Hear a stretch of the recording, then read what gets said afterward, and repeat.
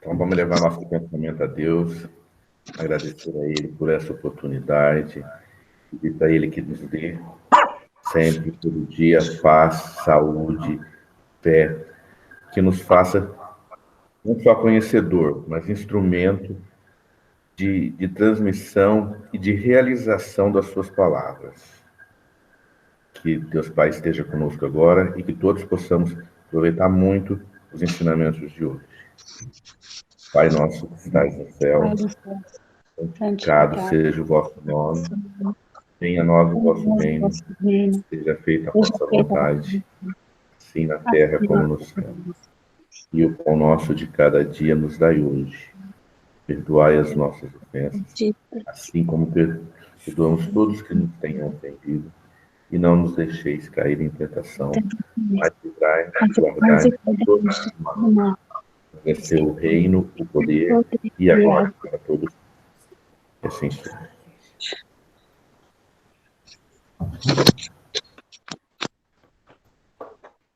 Vamos lá, Isa? Bora! Vamos lá.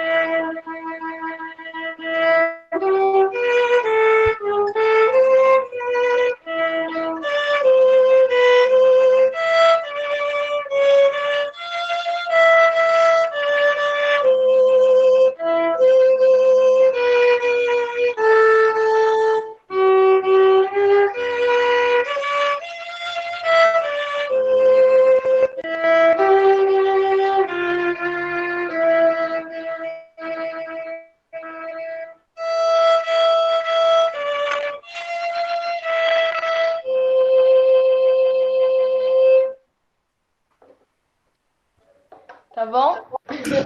Que maravilha! Deu para matar um pouquinho a saudade de lembrar nossas manhãs de domingo todos juntos. Muito Que bom. bom, saudade mesmo. Obrigada pela oportunidade. É isso, seja sempre bem-vinda. Você sabe que a casa também é sua. Com certeza. Obrigada, Fábio. E antes de nós iniciarmos, dar boas-vindas ao Álvaro. Seja bem-vindo. O nosso estudo é dinâmico, todo mundo, ou melhor, quase todo mundo participa. Sinta-se à vontade, a hora que quiser falar alguma coisa, não se acanhe.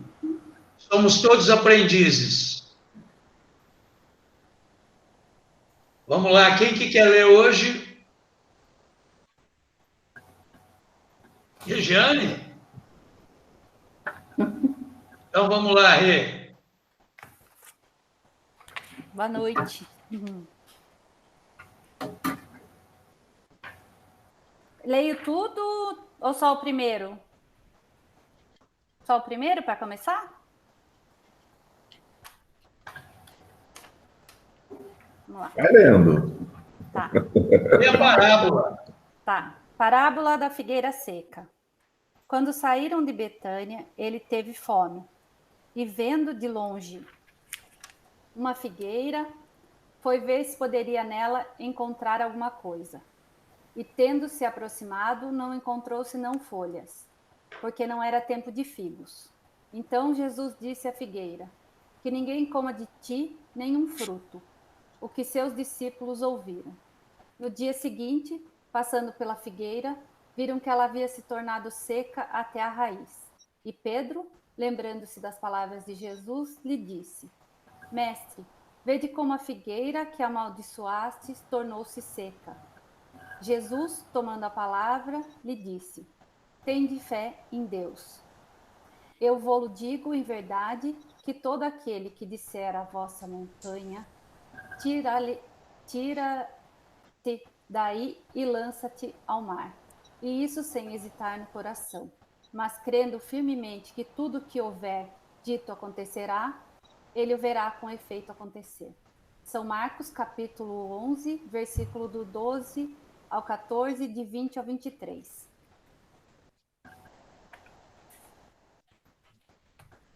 Maravilha. A parábola é a continuação do capítulo 19, que semana passada nós começamos a estudar a respeito da fé que transporta montanhas. Quer iniciar, Zé? Bom, vamos lá, né? Vamos. Obrigado. Eu acho que nós vamos falar muito ainda, outros vão falar dos aspectos mais costumeiros dessa parábola da figueira seca, né? Que é um símbolo que representa, como o Evangelho diz, a figueira que secou, uns símbolos que apenas aparentam proteção, aqueles que apenas aparentam proteção para o bem, mas que nada produzem, né? Eu queria ver um aspecto um pouco diferente desse trivial, desse costumeiro, né? Então, Jesus estava com os discípulos, isso foi na semana em que ele foi crucificado. Eles saíram indo a Jerusalém e no meio do caminho, uma certa hora,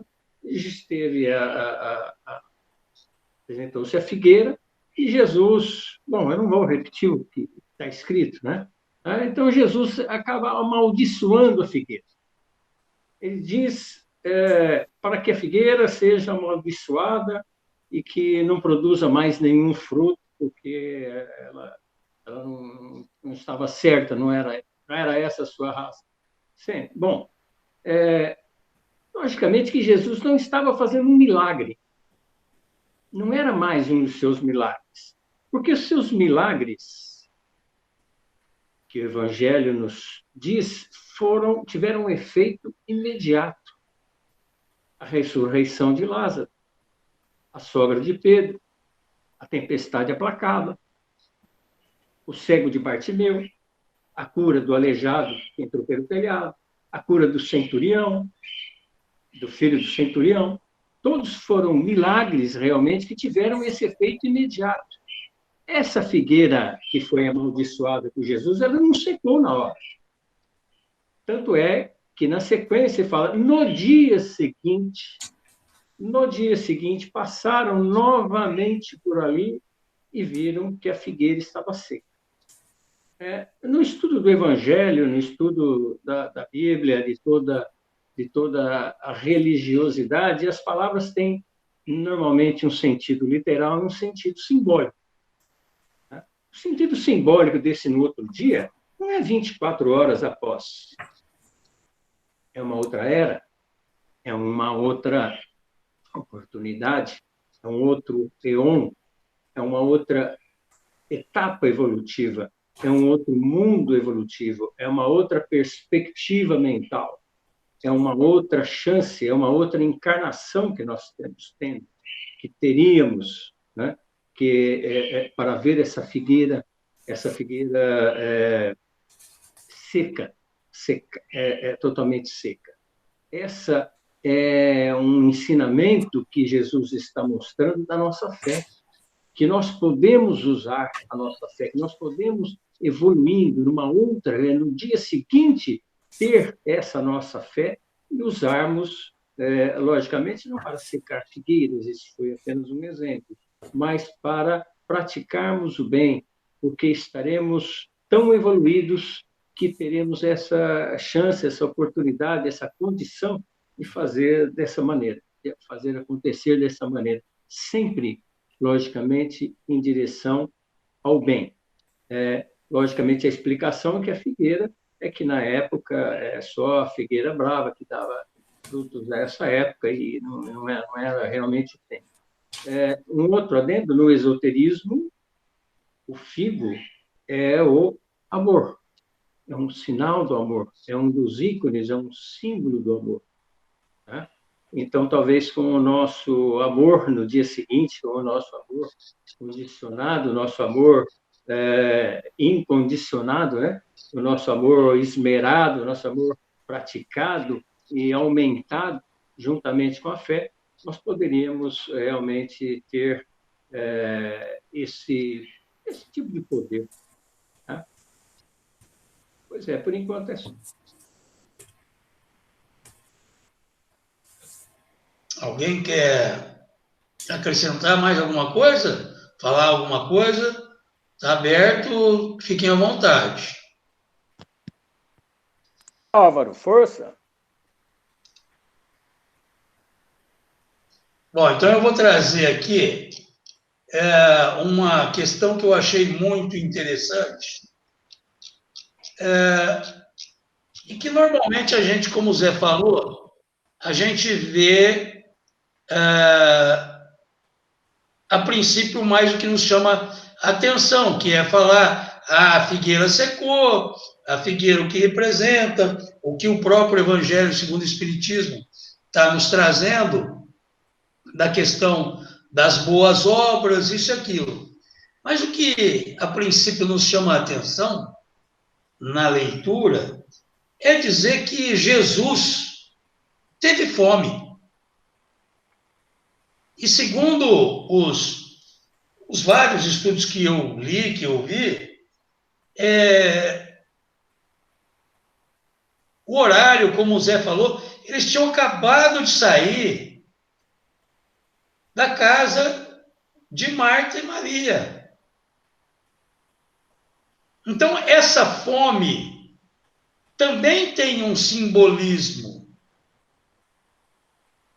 A fome não é fome de se nutrir, de encher a barriga. Não, é a fome espiritual, é a fome de fazer o que o Pai mandou. É a fome de renovação. Quando ele sabia que aquela figueira não era fértil. Porque na outra passagem, da outra parábola, da figueira estéril, ele já sabia, Jesus sabia de tudo. Então ele foi até lá realmente para demonstrar que a fome dele era diferente. Alguém viu alguma coisa nesse sentido? Eu vi. Ele fala que a fome que ele tinha era do cumprimento da obra divina.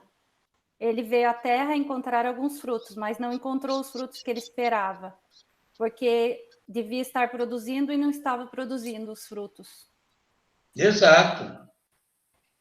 Porque chamou a atenção de Jesus a beleza das flores, sabe? Era uma árvore frondosa.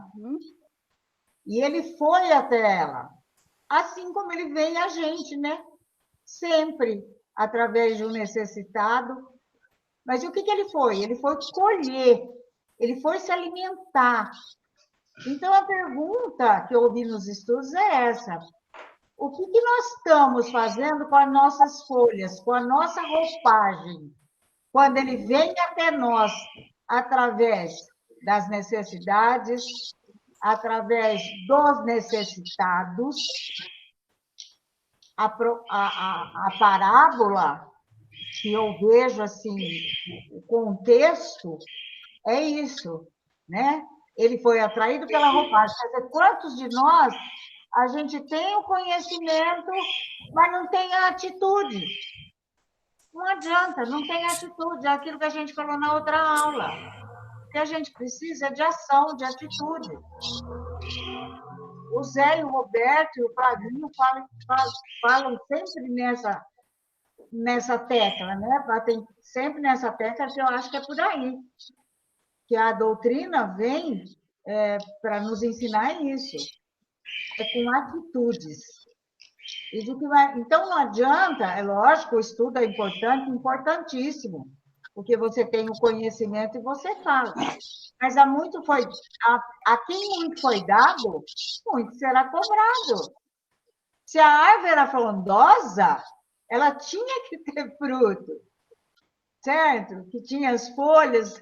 E nós, né? Que fazemos o estudo, que estudamos, que tentamos cumprir a rotina da disciplina da casa, mas será que nós estamos dando fruto? Nós estamos fazendo o que é necessário para a casa e para não só para casa, mas para o nosso próximo, né? Passo a bola para quem quiser pegar. É exatamente o que você está colocando.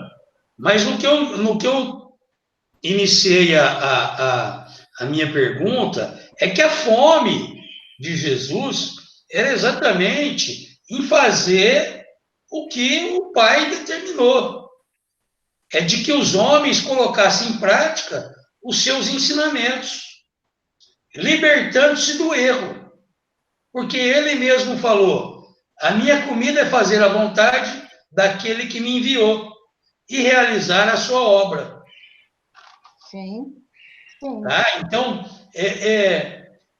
quantas vezes nos são dadas oportunidades de cumprir os ensinamentos e simplesmente nós, entre aspas, deixamos passar a oportunidade? Aquela história, quantas vezes o cavalo passa arriado e a gente monta? Porque, na realidade, nós somos uma figueira aí, né? No contexto da parábola. Não adianta você chegar bonita aí com a roupa da jaguatirica, da onça, e não fazer, é só exterior. Mas eu estudo. Não, eu não estou falando que você não estuda. Eu estou dando um exemplo. É só um exemplo. De roupa bonita. Verdade. E não colocar em prática tudo que você estuda aqui. Verdade. Você entendeu? E estudando, a gente vai entendendo, né? Porque tudo que nós recebemos, nós temos que passar. E de que forma? Igual a figueira, dá fruto. O objetivo é dar o fruto, né? Para se alimentar, para as pessoas se alimentarem. O fruto, esse fruto que ele fala muito, é o fruto do amor, é o fruto das leis morais, é o fruto de fazer o que o Pai, ele veio fazer o que o Pai ensinou. Quer dizer, esses são os frutos, né? Minha sobrinha está entrando, Flavinho, de São Paulo. Seja bem-vinda. Maísa. O Francis também entrou, seja bem-vindo ao nosso estudo. E se quiserem falar, é aberto a todos, tá? Obrigado, viu, Flávio? Obrigado pelo convite aí, é um prazer estar com vocês. Seja muito bem-vindo. Graças. O Roberto parece que está ali, ó, travado. O Roberto... Eu estou que nem coruja. Só observando. Volta para a terra, Roberto. Eu acho interessante essa parábola, por uma primeira observação, ela não é uma parábola, digamos assim, falada. Ela não é uma parábola onde se conta uma história, mas, ao contrário, se vive uma história. Se nós considerarmos o fato de que Jesus praticamente viveu 3 anos em pregação, né, em divulgação, em trabalho no bem, eu não posso entender que qualquer ato que ele tenha tido ou tomado não tem um sentido. Então, ele podia se valer da conversa, da manifestação oral, como normalmente era comum acontecer, mas ele também se valia de situações em que ele colocava-se em ação. Aliás, a gente não pode esquecer, e o Kardec nos alerta para isso, lá no capítulo 23 do Evangelho segundo o Espiritismo, dizendo o seguinte: para a gente interpretar parábolas, palavras, nós temos que, obviamente, levar o contexto histórico da época. Do contrário, nós vamos desvirtuar o sentido e nós perdemos a finalidade daquela lição.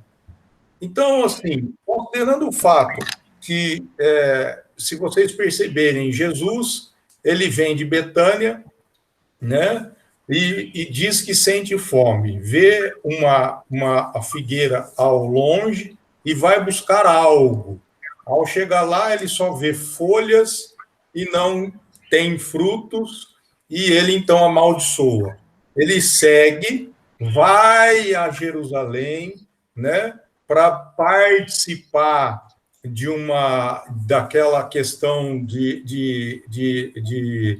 que é uma questão ritualística, né, que envolve a lavagem do templo, e retorna no outro dia, onde ele encontra, então, essa árvore, essa figueira seca, que é alertada por Pedro, falou: o senhor amaldiçoou, né, e ela está seca.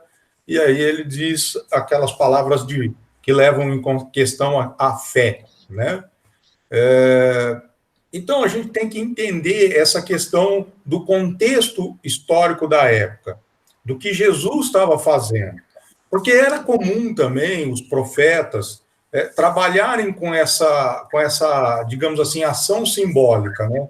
Os estudiosos chamam isso de ação simbólica ou parábola em ação, né? Não se tem uma conversa, mas é como se fosse um ator, né? O profeta, ele faz gestos, atos, né? Ele gesticula ou se movimenta, que ali vai ter um contexto que, obviamente, tem um fundo moral naquilo ali. Isso era muito comum acontecer, né? E isso está relatado no Velho Testamento, inclusive.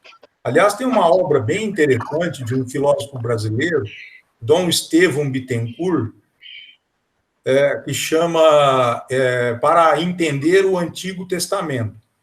É muito bacana essa obra, porque ela vai trabalhar exatamente com isso. Esse sujeito, ele vai exatamente trabalhar com essa conotação histórica para trazer isso, para podermos entender isso na nossa realidade.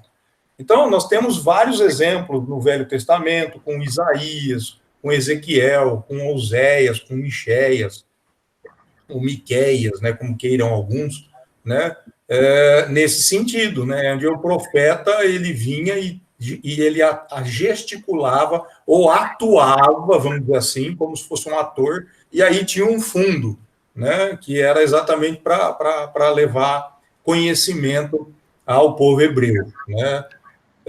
Então, assim, a gente primeiro tem que entender isso aí, e a gente tem que fazer essa interpretação, né? É interessante isso, que Jesus se vale de uma figueira que tem folhas, mas não tem fruto, para passar uma lição.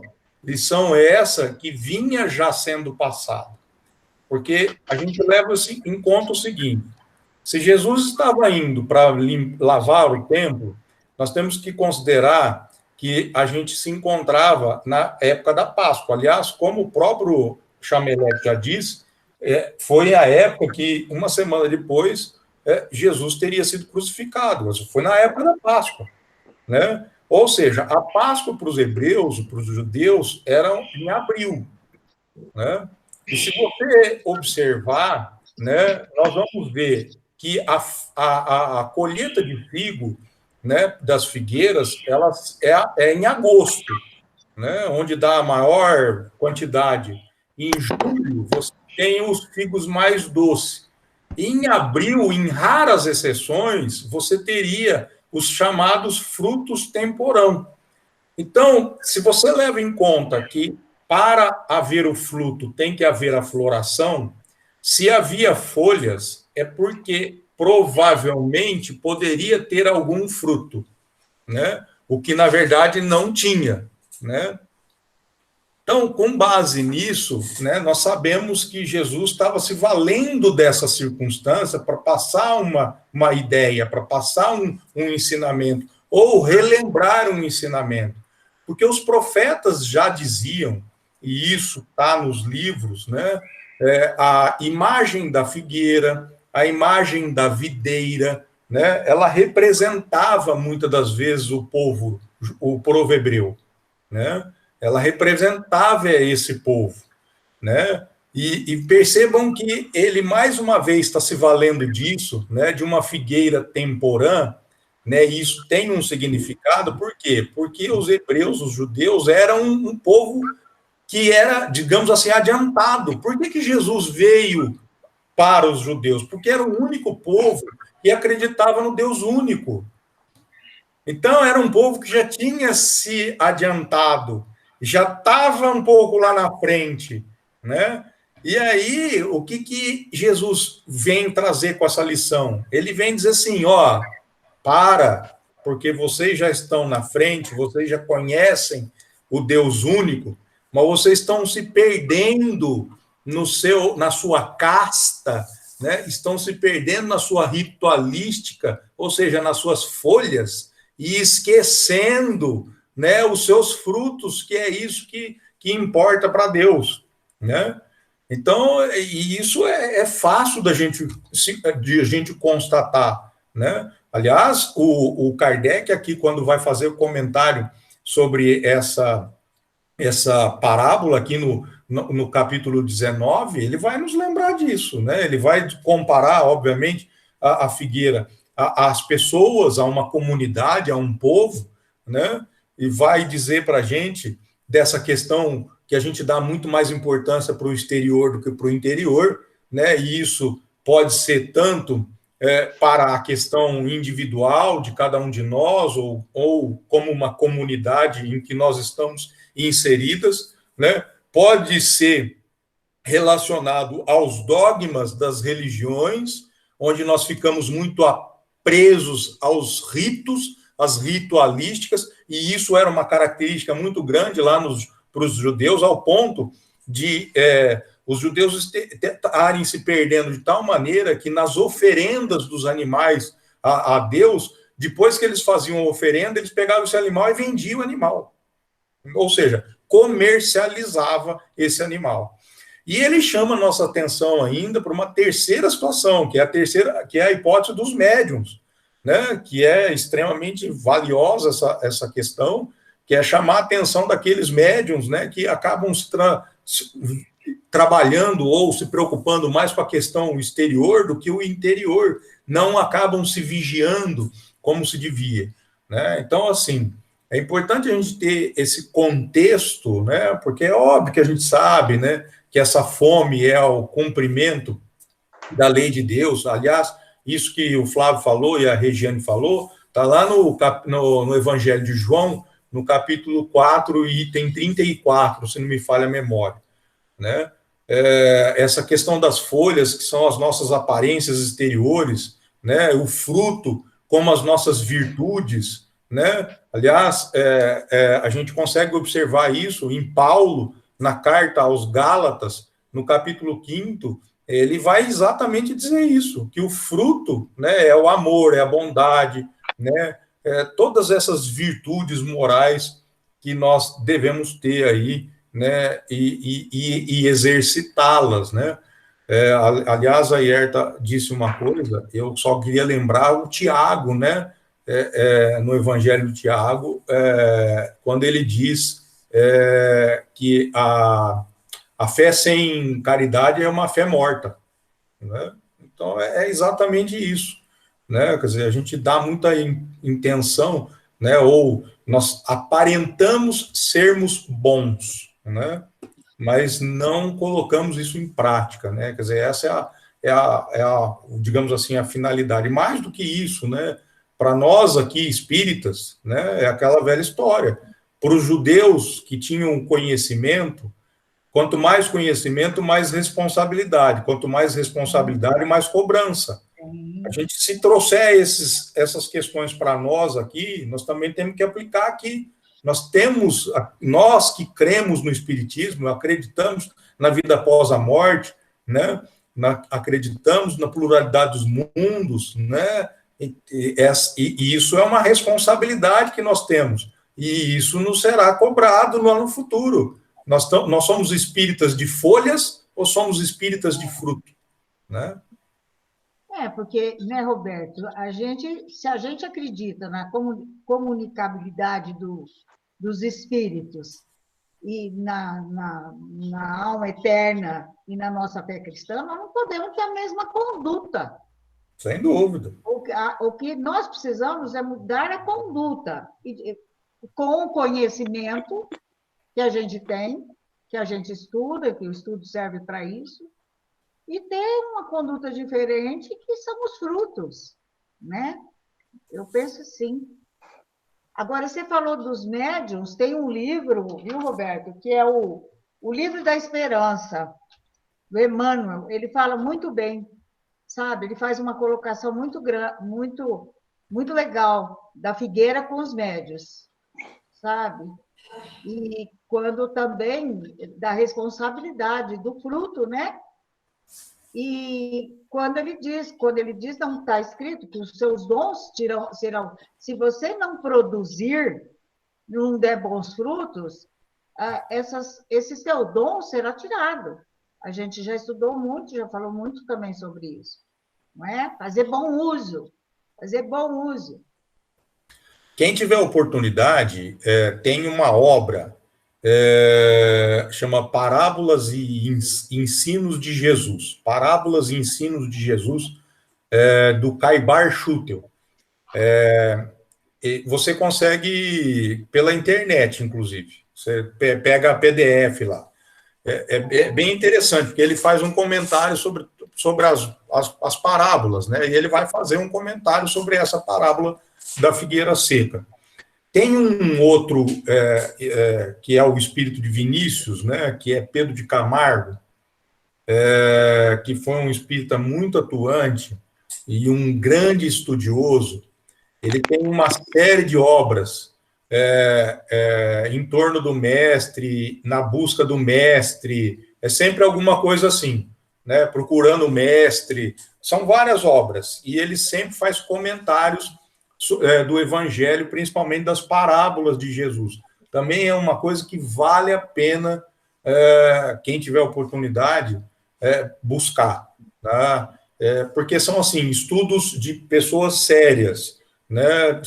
Eu tenho muita preocupação, eu não canso de falar isso, todo mundo já ouviu isso de mim, eu tenho muita preocupação com relação a essas literaturas que tem por aí e que têm surgido, né? Então, assim, a gente tem que ter muito cuidado com o que a gente lê. Essas obras, pelo menos, são obras embasadas na doutrina kardeciana, né? Então, são estudos, aliás, esses livros, na verdade, do Pedro de Camargo, que é o Vinícius, né? São obras que nasceram de estudos do evangelho que ele fazia. Então, ele tinha lá um curso, né, que ele fazia, né, estudava o evangelho, pegava uma parábola e aí estudava essa parábola, tal, e aí disso daí, das anotações dele, surgiu essa série de livros. Então, são bem interessantes, porque nos dá uma visão bem bacana, com opiniões, assim, lógico que elas vão, no fim, trazer para o mesmo ponto, mas ela traz visões diferentes, né? Traz visões bem interessantes. Uma curiosidade que eu tive. Em relação ao Carbachutel, e eu estou com ele aberto aqui, inclusive, e a Regina que mostrou ali, eu não consegui ver. Mostrou. E tem um ponto muito interessante que ele nos traz, que ele fala que a questão é que o que se aplica à figueira se aplica a nós. Sem dúvida. Se não formos produtivos, vai secar. Vai secar. A lei que rege a figueira, a produção dos frutos, é a mesma que rege os homens na produção de boas obras. Uma árvore sem fruto é uma árvore inútil, estéril, que não trabalha. Uma alma também sem virtudes é semelhante à figueira, na qual Jesus não encontra frutos. Há, portanto, frutos de árvores e frutos de alma. Frutos que alimentam o corpo e frutos que alimentam o espírito. Todos são frutos indispensáveis à vida, tanto dos corpos como das almas. A figueira, por não ter fruto, secou, embora bem enraizada, de tronco bem formado, de galhos bem ramificados, de copa bem enfolhada. Assim também o espírito do homem, a mulher e até as crianças, sem bons sentimentos, sem virtudes divinas, sem ações criativas, generosas, celestiais. Estejam embora vestidos de seda, recamados de brilhantes, reluzentes de ouro, hão de forçosamente sofrer as mesmas consequências ocorridas à figueira que, por não dar frutos, secou ao império da palavra de Jesus. Dessa explicação resulta a necessidade de praticarmos sempre boas obras, boas ações, e em nossos corações, fazendo provisão dos ensinos celestiais, para que o verbo de Deus se traduza por generosas ações. É interessante, né? É bem bacana. E outra também, ela vai nos chamar, porque num primeiro momento pode nos causar uma certa estranheza e até um certo incômodo o fato de Jesus ter secado uma árvore, né?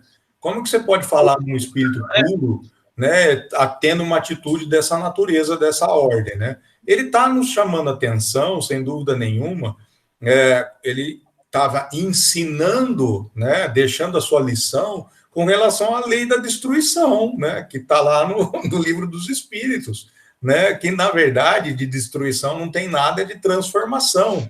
É o que Paulo diz, de deixarmos o homem velho, né, e construirmos o homem novo, né? Então, assim, você percebe, né, que não tem nada de anormal nem de absurdo na atitude de Jesus, né? Jesus está lá dizendo, né, por meio de uma atuação e não de palavras, ele está ensinando aos discípulos a lei de destruição, a lei de transformação, né? Está chamando a atenção da gente para a questão 780 do Livro dos Espíritos, né? Ou seja, chamando a atenção da gente para a questão da inteligência e da moralidade, né? Kardec vai perguntar para os espíritos, né? A moral e a inteligência andam junto, né? E os espíritos vão dizer que não, né? Com certeza não, porque a inteligência sempre chega primeiro. E às vezes, há uma distância muito grande, que é o que está acontecendo aí. A parábola está dizendo isso, você tem um monte de conhecimento, né? Só que você não aplica nada desse conhecimento, né? Você é algo externo, todo bonito, mas interno, né? Não resolveu nada, né? E a gente tem isso, né? Nós temos muito conhecimento, né? Nós temos muito conhecimento e pouca atitude, né? Então, é isso que a lição nos traz aí, é isso que a gente tem que estar atentos para essa questão, né? Vamos lá, Zé. Vamos sim. Vamos voltar lá no Evangelho do Tiago, capítulo 2, né? Que ele diz assim, né? Assim como a fé, se não tiver as obras, ela é morta em si mesmo. Tá? Ele continua ainda, né? Porventura não foi Abrão justificado pelas obras quando ofereceu Isaque, seu filho, sobre o altar? Logicamente, não se consumou, por isso ele saiu justificado. Esse holocausto não se consumou. Ele saiu justificado pelo mérito dele, pela fé que ele teve realmente de ter esse chamamento de Deus, essa ordem de Deus, e ele ter cumprido. Ele continua ainda, porque assim como o corpo sem espírito está morto, assim também a fé sem obras é morta.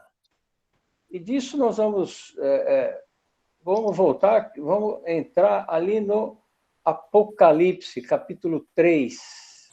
Apocalipse, capítulo 3, João mostra do seguinte modo: quem tem ouvidos, ouça o que o Espírito diz às igrejas. E o anjo da Laodiceia, a igreja de Laodiceia, diz: a testemunha fiel e verdadeira, o princípio da criação de Deus. Conheço as tuas obras, que nem és nem frio nem quente. Quem dera fora frio ou quente. Assim, porque é morno, não é frio nem quente, vomitar-te-ei da minha boca. Ou seja, Deus está aqui, através do anjo, mostrando à igreja de Laodiceia que nós devemos ser realmente perdoados por ser frio ou merificados por ser quentes. Ou seja, nós temos a nossa fé, a nossa obra. Nós fazemos a coisa, nós estamos aqui para realmente, como instrumentos de Deus, fazermos as coisas. Ou seja, sermos quentes, sermos realmente os instrumentos, sermos os portadores, os apóstolos, portadores da mensagem de Deus. Né? E aí nós podemos, então, lembrar do Mário Sérgio Cortella, né? Que ele diz, acho que no livro Qual é a Tua Obra, diz que a respeito do juízo final das religiões, tanto do judaísmo como do islamismo, do catolicismo, todas elas têm um juízo final. E no juízo final, nós vamos ser chamados, sentados ali na cadeira de sermos arguidos, e vamos sermos arguidos do seguinte modo: por que fez o que você fez? E por que não fez o que não fez? E por que poderia, muitas vezes, ter feito? Realmente, quais são suas obras? Você fez alguma coisa e que deveria ter feito mais, ou não fez e poderia ter feito? Então, essa que é a grande questão. A fé e as obras. Nós temos apenas a fé sem as obras, como Tiago, no Evangelho, na sua epístola, na segunda epístola, mostra. Não tem fé apenas, ou obras apenas. Fé com obras. Ou seja, sermos mensageiros, instrumentos de Deus, da sua potencialidade. Muito bom. O próprio Evangelho tem uma parte que fala, né, Zé, aqui, ó, o Evangelho segundo o Espiritismo, ele é bem claro aqui, ó, quando ele diz que isso quer dizer que todos os sistemas, todas as doutrinas que não produziram nenhum bem para a humanidade serão reduzidas a nada. E que todos os homens voluntariamente inúteis, que não se utilizaram dos recursos de que estavam dotados serão tratados como figueira seca. Está bem claro aqui, né? Pelo Kardec. Pois é, exatamente. Isso nós podemos parafrasear nos dias de hoje, com essas notícias, com essas questões que estão sendo colocadas para nós, com essas provas que nós temos que estão sendo colocadas, que essas provas estão sendo colocadas da pandemia especificamente, e de outras coisas que estão acontecendo conjuntamente, né, de que estamos sendo separados. Aqueles que tiverem a oportunidade de se unir no pensamento de amor a Deus, de fé a Deus, de amor ao próximo, de ser realmente seu portador, o porta-voz, apóstolo de Deus, realmente estamos tendo a oportunidade de crescer.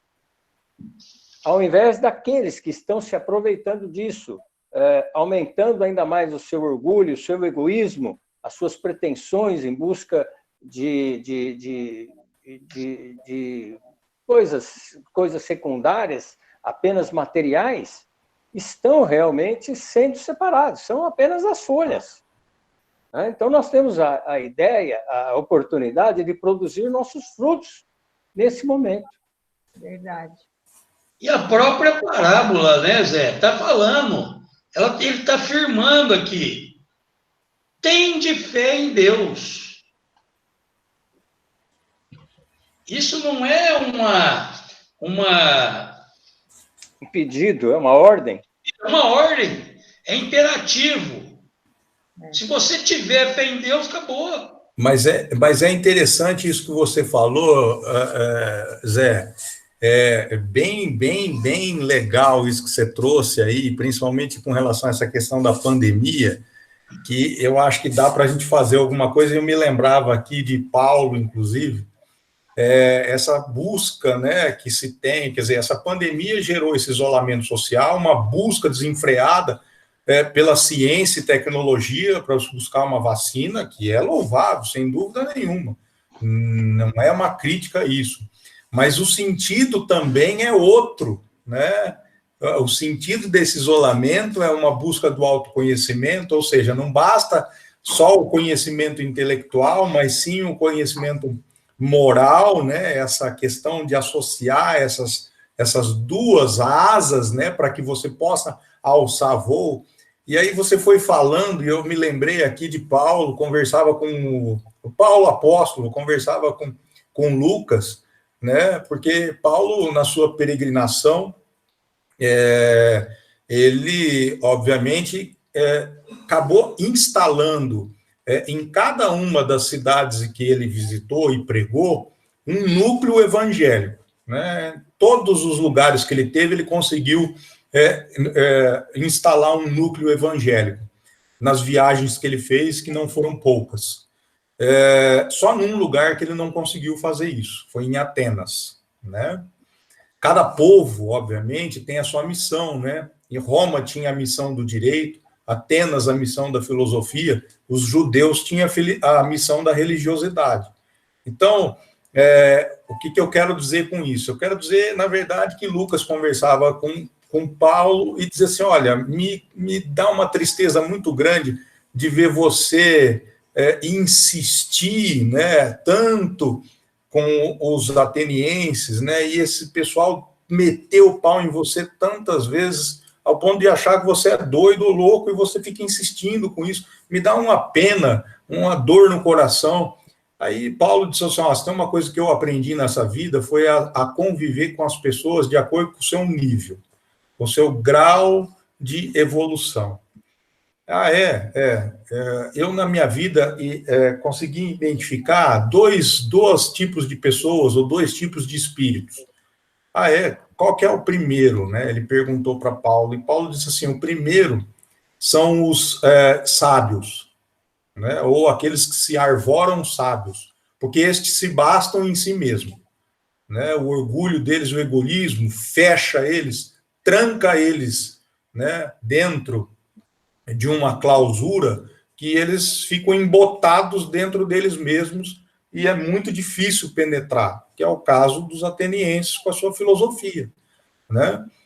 E o segundo são aqueles que seguem os dogmas cegos, porque esses também não se abrem, né? Então, depois disso tudo, eu consegui entender o que quis dizer Jesus, né? Quando ele diz lá, bem-aventurados os pobres de espíritos, né? Ou os bem, porque deles será o reino de Deus, ou bem-aventurados os mansos e pacíficos, né? Porque é exatamente isso. Ele diz, o humilde, né? Quem é humilde, ele sabe que ele pode ter o maior conhecimento do mundo, mas frente a Deus, esse conhecimento é irrisório, é nada. E ele sempre vai se curvar para um novo aprendizado, para uma nova ideia, né? Para uma nova postura, né? Quer dizer, é isso que nós temos que ter, né? Não adianta a gente ter conhecimento por ter conhecimento, né? Esse conhecimento tem que ser aplicado, né? Então, quer dizer, aplicar o conhecimento é exatamente nesse sentido. Mais alguém? Mais alguma? Ninguém viu nada diferente?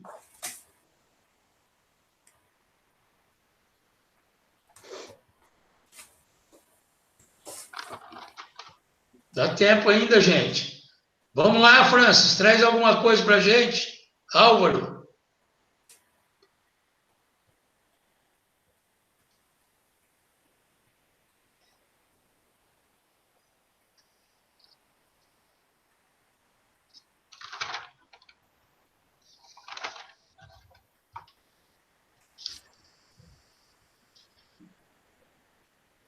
Eu trouxe da Fonte Viva, eu gosto muito da Fonte Viva, eu acho que ela acrescenta.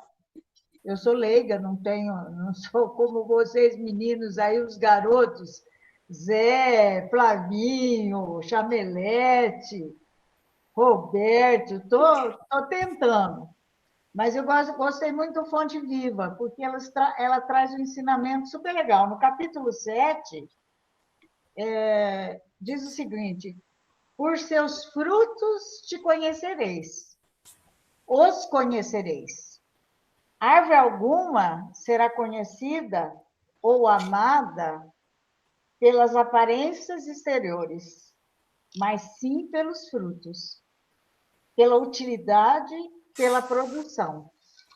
Assim também, nosso espírito, em plena jornada, que ninguém se consagre realmente à verdade, dará testemunho de nós pelo que parecemos, pela superficialidade de nossa vida, pelo epiderme de nossas atitudes ou expressões individuais percebidas ou apreciadas de passagem, mas sim pela substância de nossa colaboração no progresso comum, pela importância do nosso concurso no bem geral. Eu acho que falou tudo que a gente viu aqui, né? Fechou com tudo que a gente viu aqui. É importante nesse final que você colocou, é que os frutos nós não podemos guardar só para nós, né? É em prol da coletividade. Bem geral. Do bem geral. Aliás, uma árvore não escolhe o fruto para quem ela vai dar, né, Flávio? Exatamente. Então, a aplicabilidade disso é que se serve para mim, tem que servir para o outro. E aí, voltamos na questão do egoísmo. Se eu for egoísta e ter o conhecimento e a obra só para mim, ela também será inútil. Verdade. Verdade. Muito bom, pessoal. Só mais um adendo, Flavinho. Vamos lá, Zé. A fé realmente é aquilo que nós podemos conseguir crendo em algo que a gente não vê, que não ouve, que não sente, que não cheira, que não está ouvindo. que é transcendente aos nossos sentidos físicos. A fé é transcendente a tudo isso, é espiritual. E a grande dificuldade que nós temos em aumentar a nossa fé é que nós somos obrigados a passar grande parte do dia às custas dessas informações, da percepção que nós temos do meio ambiente, do mundo, das nossas grandes necessidades materiais que nós temos. O grande problema é isso. Ela não fica automática. A espiritualidade não está automática em nós. Tá? Nós acordamos, nós precisamos lembrar que precisa rezar. Nós precisamos lembrar que precisamos fazer caridade. Nós precisamos lembrar que precisamos ajudar o próximo, que nós precisamos praticar os sentimentos puros. Esses não estão ainda arraigados dentro de nós. Eu digo nós como um todo, logicamente, né? Logicamente que existem as exceções. Tá? Então, o nosso grande desafio é ter realmente essa fé raciocinada e ela ser, depois de raciocinada e automatizada, ela se tornar inabalável, como Kardec nos orientou.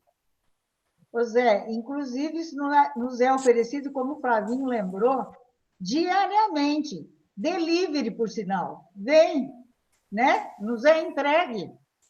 E a gente não percebe. A gente não vê. A gente não vê, não sente, não ouve. Então, fica em segundo plano. Eu queria falar. Isso que o Zé falou agora, o que eu estou passando, né? Que eu não sinto cheiro, não sinto gosto, não sinto nada. Mas eu me alimento. Mesmo eu não sentindo fome, eu acredito que aquilo que eu estou comendo, aquilo que eu estou fazendo é o melhor para mim. Então, não deixa de ser uma fé, né? Que no dia a dia isso para a gente é tão assim normal, sentir um cheiro, sentir um gosto, né? E agora eu não consigo sentir cheiro e gosto de nada, mas eu tenho comigo que é como assim, entendo como se fosse a fé, né? O sentido da fé. Eu acredito muito naquele alimento que eu estou comendo, em tudo que está acontecendo. Eu tenho aquela consciência, né, de que é o melhor para mim. Então, eu vejo como a minha fé também, que eu tenho muita fé e eu não vejo isso que eu estou passando uma coisa ruim, não. É um aprendizado, é uma experiência, tudo tem um porquê, tudo um dia a gente vai saber. Então, eu tenho muita fé e eu vivo muito isso. E é isso aí que vocês estavam falando agora, eu entendo assim também. O doutor Sérgio Felipe de Oliveira, ele diz que pede para os seus pacientes tomarem os remédios como se fosse uma oração, como se fosse uma dádiva de Deus, como se fosse um presente, agradecendo esse remédio, agradecendo essa pílula que ele está engolindo. Porque realmente ele acha, e com certeza tem razão, que a intenção, a vontade, a fé nos procedimentos de cura são essenciais, importantíssimos, e isso. É isso aí, pessoal. Estamos chegando ao final do nosso estudo. Agradecendo aí a presença de todos, dando novamente as boas-vindas ao pessoal que entrou pela primeira vez. Até o final da semana, eu já coloco o próximo assunto do nosso próximo estudo de quarta-feira. Lembrando que o link sempre vai ser o mesmo, tá? Eu fiz uma programação no Google Meet e ele já me deu esse link definitivo, tá? Avisar vocês também que neste domingo nós teremos palestra ao vivo pela nossa página no Facebook com o nosso amigo Oceander. E até semana que vem, porque agora o Gordinho vai jantar e tem jogo daquele time lá, Zé. Flávio, Quarta força. Antes de encerrar, vamos cantar parabéns para o Tiago. Tiaguinho, parabéns, viu? Obrigado, Flávio. Parabéns para você. O Pastelinha também, né? ô, Flávio, Vamos trabalhar, porque agora você tem mais uma boca aí para sustentar. Tem que ralar. Flávio, Os Oi. carinhos vão aumentar. tá me Fica à ouvindo? vontade, Francis. O estudo é só na quarta-feira mesmo ou tem outro dia? Só de quarta-feira. Por enquanto, nós estamos na quarta-feira. Vocês todos são de qual cidade mesmo? São José do Rio Preto, interior de São Paulo. Ah, e qual time você torce? Deixa pra lá, Francis. Eu vou vir com a camisa e a faixa de campeão. Vou dar uma sugestão. Às vezes você cria um grupo no WhatsApp, desse grupo de estudo, para postar algum material sobre ele. Nossa, Aí não sei- Maravilha. Nós temos um grupo do WhatsApp que é do grupo dos trabalhadores da casa. Depois, se você quiser, lá a gente bate bastante papo, tem descontração e tem também algumas coisas doutrinárias, tá?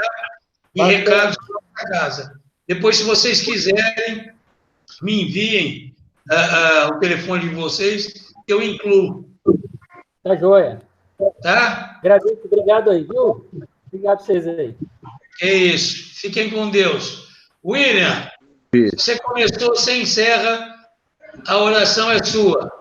Beijo para todo mundo. Boa noite. Primeiro, queria pedir graças à melhora da nossa amiga Cris, que logo saia desse problema. Queria pedir que Deus abençoe e ilumine a vida da Celinha e do Tiago, que fizeram aniversário esses dias. E muito mais ao bebezinho que vem vindo aí, né? Que ele seja realmente mais um instrumento de propagação de fé, de amor, de caridade e de justiça, tá? Vamos pedir, então, a Deus, levando nosso pensamento a Ele, que nos faça realmente uma vida produtiva, que sejamos sempre instrumentos de propagação das palavras de Deus, que possamos, mais do que as palavras, que sejamos instrumentos da realização das suas palavras. Que eles nos dê fé, saúde e paz para que possamos tocar em frente a nossa vida. Que ilumine a todos, que tenhamos uma ótima semana.